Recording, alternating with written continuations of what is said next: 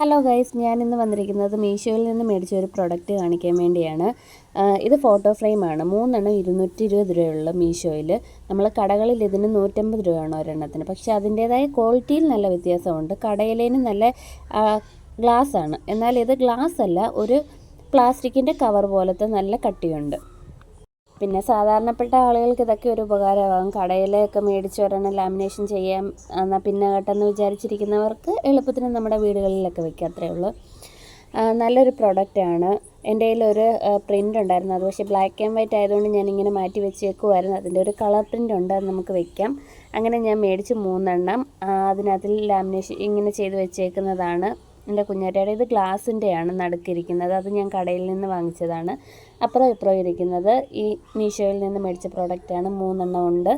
നല്ല ലാഭത്തിൽ കിട്ടും. നമ്മുടെ വീടുകളിലൊക്കെ ഇങ്ങനെ ഫോട്ടോ ഫ്രെയിം ചെയ്ത് വെക്കാനായിട്ട് ഉപകാരപ്പെടും. ഇഷ്ടപ്പെട്ടെങ്കിൽ ലൈക്ക് ചെയ്യുക, ഷെയർ ചെയ്യുക.